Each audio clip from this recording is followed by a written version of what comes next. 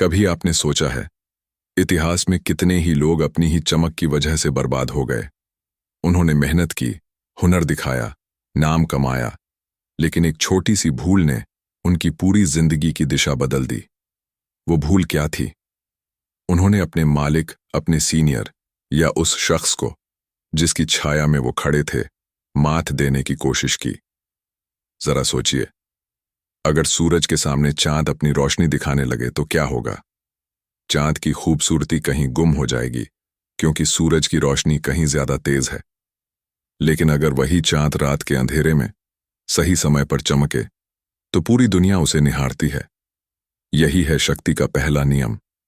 अपने मालिक को कभी मात न दें, यानी उस इंसान को जिसके हाथ में आपके मौके, आपके ग्रोथ और आपकी सुरक्षा है। कभी यह महसूस न कराएं कि आप उनसे बड़े, बेहतर या ताकतवर हैं। इतिहास इसका सबूत है। जो भी अपने मालिक को मात देने की कोशिश करता है, उसका हश्र अच्छा नहीं होता। नियम का मूल संदेश: हर इंसान के अंदर एक अहंकार, ईगो छुपा होता है। चाहे वो कितना भी विनम्र दिखे, लेकिन उसे हमेशा यह चाहिए कि लोग उसकी इज्जत करें, उसकी ताकत को मानें और उसे ऊपर देखें। अगर आपने जानबूझकर या अनजाने में उसे यह महसूस करा दिया कि आप उससे बेहतर हैं, तो समझ लीजिए आपके खिलाफ उसकी नफरत या जलन का बीज बो दिया गया। निकोलस फुके की कहानी। फ्रांस के राजा लुई 98 के मंत्री थे निकोला फुके। फुके बेहद काबिल और अमीर इंसान थे। उन्होंने राजा के सम्मान में एक भव्य दावत रखी। दावत इतनी शानदार थी कि सब लोग फुके की तारीफ करने लगे, लेकिन राजा को लगा, अगर ये इतना ताकतवर और लोकप्रिय है तो कल मेरे लिए खतरा बन सकता है। परिणाम: अगले ही दिन फुके को गिरफ्तार कर लिया गया और जिंदगी जेल में गुजरी। गलती क्या थी? सिर्फ ये कि उन्होंने राजा से ज्यादा चमकने की कोशिश की। गैलीलियो का सबक। इटली के वैज्ञानिक गैलीलियो को भी यही नियम पता था।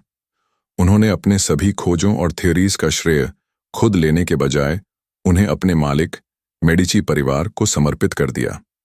उन्होंने कहा, ये तारों की खोज आपके नाम से जुड़ी है। परिणाम: गैलीलियो को सुरक्षा, पैसे और ताकत मिली। यानी अगर आप मालिक को मात देते हैं तो वो आपको खत्म कर देगा, लेकिन अगर मालिक को महान दिखाते हैं तो वो आपको ऊपर उठाएगा। मान लीजिए आप ऑफिस में काम करते हैं, आपने एक नया आइडिया दिया और वो हिट हो गया। अगर आप सबके सामने कहें, ये मेरा आइडिया था, मैंने मेहनत की और मैंने इसे सफल बनाया, तो शायद आपके बॉस को बुरा लगेगा, क्योंकि उन्हें लगेगा कि लोग अब आपको उनसे बेहतर मानने लगे हैं। लेकिन अगर आप कहें, मेरे बॉस के मार्गदर्शन में यह प्रोजेक्ट सफल हुआ, तो बॉस खुश हो जाएगा, क्योंकि आपने उनकी अहमियत बढ़ाई और वो आपको और मौके देंगे। मनोवैज्ञानिक विश्लेषण। इंसान की सबसे बड़ी कमजोरी उसका ईगो है।